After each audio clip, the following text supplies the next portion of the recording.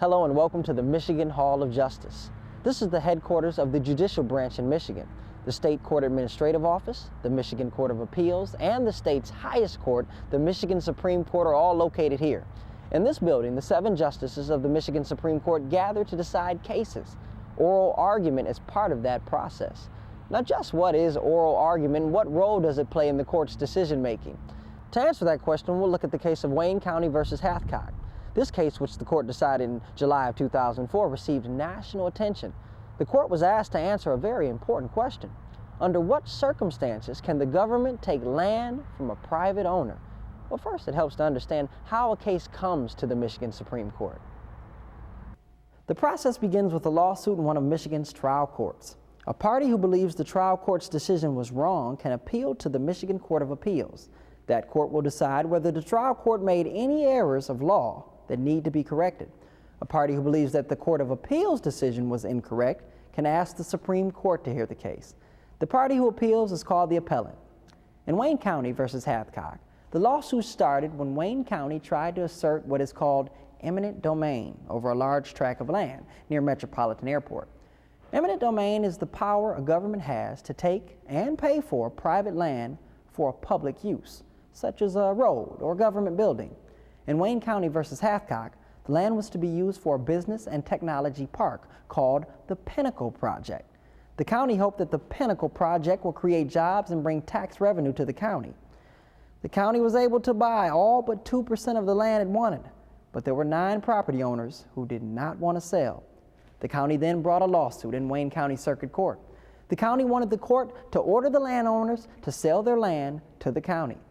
Article 10, Section 2 of Michigan's Constitution provides that private property shall not be taken for public use without just compensation, therefore being first made or secured in a manner prescribed by law. One of the county's arguments was that the project would benefit the public, so the Constitution permitted the county to take the privately owned land as long as the county paid the landowners for their property. But the landowners argued that taking their land would not be for public use as the Constitution requires. Instead, the owner said the land sale would really benefit the private companies that were involved in the Pinnacle Project. But the Wayne County Circuit Court ruled in favor of the county. Then the landowners appealed to the Michigan Court of Appeals. In a decision issued on April 24, 2003, the Court of Appeals also said that it had to rule in favor of the county because it had to follow a decision that the Michigan Supreme Court made in 1981. That decision was Poletown Neighborhood Council versus City of Detroit. In the Poletown case, the issue was whether the City of Detroit could use eminent domain to acquire a large area on the east side of the city, known as Poletown, so that General Motors could build an auto factory on that site. The area was known as Poletown because it was a community founded by immigrants from Poland. If the city acquired the land, businesses, schools, churches, and the homes of thousands of people would be removed to make way for the auto plant. This was a very controversial plan. The City of Detroit argued that the auto plant would result in thousands of jobs and bring in tax revenue. But the residents of Poletown objected. They said that eminent domain did not allow the city to convey the Poletown property to General Motors in an attempt to bolster the economy. A majority of the Supreme Court found, however, that the plant had a public purpose because it would provide an economic benefit to the city. The city presented substantial evidence of the severe economic conditions facing the residents of the city and state. The need for new industrial development to revitalize local industries, the economic boost the proposed project would provide, and the lack of other adequate available sites to implement the project. Justices John Fitzgerald and James Ryan disagreed with the majority. In his dissent, Justice Fitzgerald warned that the decision that the prospect of increased employment, tax revenue, and general economic stimulation makes the taking of private property for a transfer to another private property sufficiently public to authorize the use of the power of eminent domain means that there is virtually no limit to the use of condemnation to aid private businesses. Justice Ryan said that the Poletown decision seriously jeopardized the security of all private property ownership. He went on to state that private land should not be condemned for a private corporation's project unless 3 criteria were met. 1, there had to be a public necessity of the extreme sort for the project. 2, the corporation taking the land had to be accountable to the public. 3, the choice of the land had to be based on facts of independent public significance and not of the interests of the corporation. The Poletown ruling was very influential. As a Michigan Supreme Court decision, it was binding over the state's lower courts, meaning that the Michigan Court of Appeals and the trial courts would have to follow that decision in deciding similar disputes over government takings of private property. And the decision was followed by other state courts, giving it national impact. At the same time, the decision was criticized as putting private property rights at risk.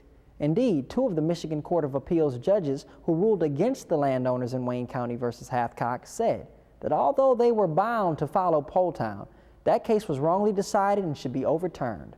Because the trial court and Court of Appeals ruled against the landowners on the basis of the Poletown decision, the landowners needed to address Poletown if they hoped to get a different result. And there was only one way they could do that: take their appeal to the Michigan Supreme Court. This is the clerk's office of the Michigan Supreme Court, which receives all the documents filed with the Michigan Supreme Court. Each year, this office receives over 2,000 applications for leave to appeal.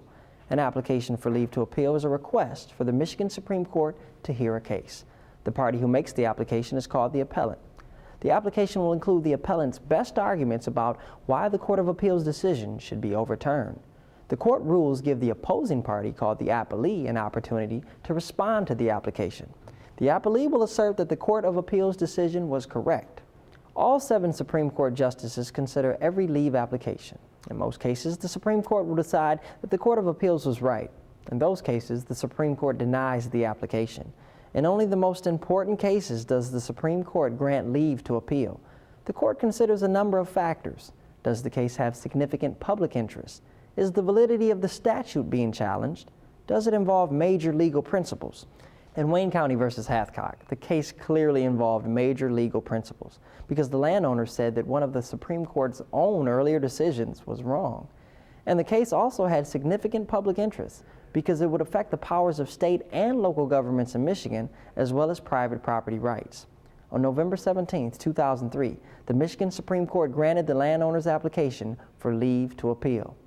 In its order granting leave, the court asked the parties to address whether the county had the authority to take the property, whether the proposed taking of the property was for a public purpose, and whether the Poletown decision was consistent with the Michigan Constitution and whether the Supreme Court should overturn Poletown. The landowners, who were the appellants, and the county, which was the appellee, then submitted briefs to the court. Briefs give the facts of the case and the arguments for the party's position. The briefs must include citations to laws and court rules that apply to the case.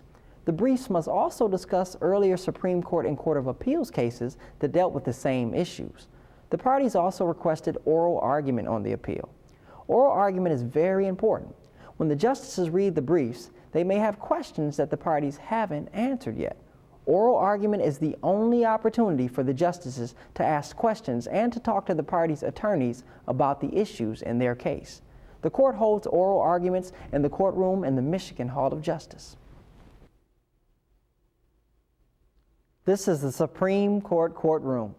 Back there is where the justices sit when they hear oral arguments. It's called a bench.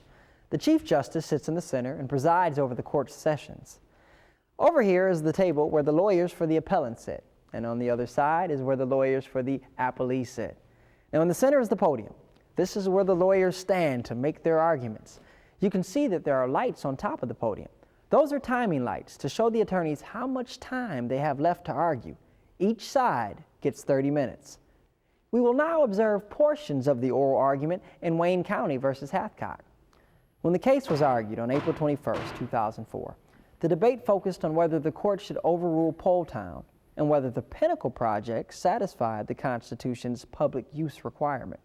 The attorney at the podium is Mary Massaround Ross, representing the landowners. Throughout the oral argument, you will hear the justices ask about the dissents in Poletown by former Justices Fitzgerald and Ryan. You will also hear questions about what public use means under the Michigan Constitution.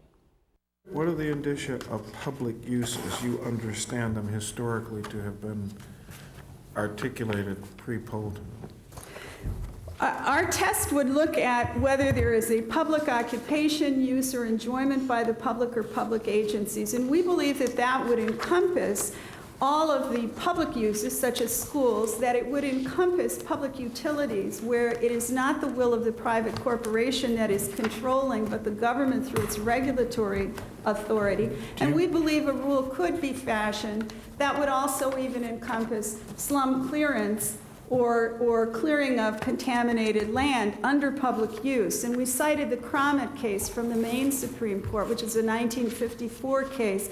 That decision had an excellent discussion of how the public's use in those cases is to do the clearing or to do the cleaning. We think that would be consistent with a text-based approach.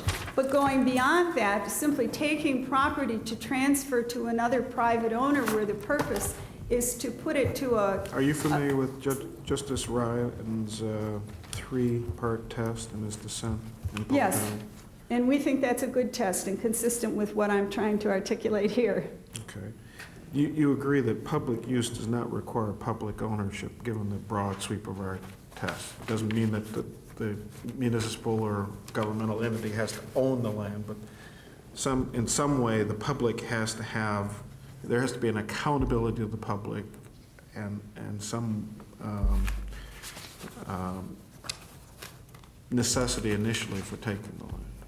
We do agree with that. We think that's consistent with the constitutional language, and it's also consistent with the kinds of uses that were, that eminent domain was being engaged for prior to the adoption of the 1963 Constitution. It is the purely economic development transfer which has arisen after Poletown and after the adoption of the Constitution that we think it goes beyond constitutional limits. Thank you. Now listen as Justice Robert Young questions attorney Mark Zosmer, who represents Wayne County, about the meaning of public use. In his questions, Justice Young refers to another Supreme Court decision, Gregory Marina versus Detroit, which was decided in 1966. Hasn't public purpose always been considered to be the motivation the governmental entity was interested in taking land and use a separate concept? The justification that for taking the property had to have a public use. In other words, there are plenty of objects that government could advance the public purpose of, but once you took the land, it had to have a public use, as traditionally understood. If I'm understanding your question, I think I agree with you. That is that the public purpose is a separate inquiry from public use. You can have many public purposes, but they still have to be applied in a constitutional manner. And use is that determinant. I mean, there are lots of public purposes for which a taking can advance. But the court, until Gregory, the plurality Gregory, had always sort of respected that there is a much narrower zone of acceptable public uses. Well, and Poletown represents a quantum leap, a divorcing of that notion of use entirely from purpose. I'd like to answer that, but first I want to say with regard to Poletown, and I hope to have the opportunity to come back and discuss this in a minute. Okay. Poletown, the essential constitutional concept that comes out of Poletown, that is, whether use means use in the strict construction as they're talking about, or whether use has some kind of benefit concept. To that extent, I believe Poletown got it right. The last attorney to argue is Alan Ackerman, who was co-counsel with Ms. Ross for the landowners. Listen as he discusses the definition of public use with Justice Stephen Markman.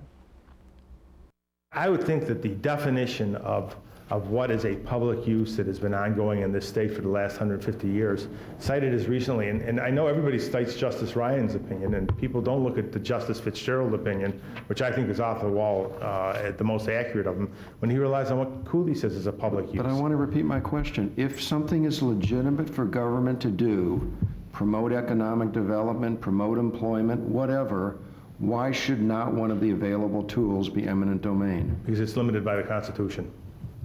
Could you have A public government's public activity to help things along is limited by their right under the Constitution, but for the constitutional provision that there's a limitation on government may take property by eminent domain for a public use. Well, it's your argument that it's limited by the Constitution because the Constitution refers to public use. However, that constitutional understanding, as you acknowledge, has been increasingly breached over the years, and today it encompasses something greater.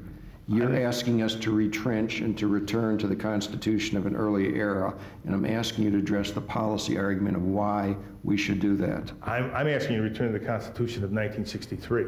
I'm not asking an earlier era. What happened in 1963 more than supports the position that the earlier constitutions have been intended to be followed and the case law of this state. But it's not the Constitution of 2004. Your understanding of what the Constitution should be is not the Constitution of today. Well, the Constitution of today is still the Constitution of 1963. It failed on the 30th anniversary. We failed to pass a determination of having a new constitutional convention. I think it was 9 years ago. Poletown is not the Constitution of 1963 then, as you argue. I don't perceive it to be the Constitution.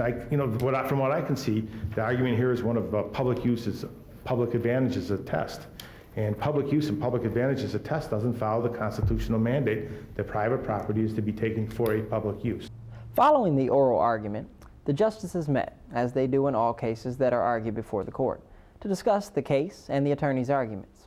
And on July 30th, 2004, the Michigan Supreme Court issued its opinion. All 7 justices voted to overrule the Poletown decision. Justice Robert Young Jr. wrote the opinion of the court. He began. We are presented again with a clash of 2 bedrock principles of our legal tradition: the sacrosanct right of individuals to dominion over their private property on the one hand, and on the other, the state's authority to condemn private property for the commonweal.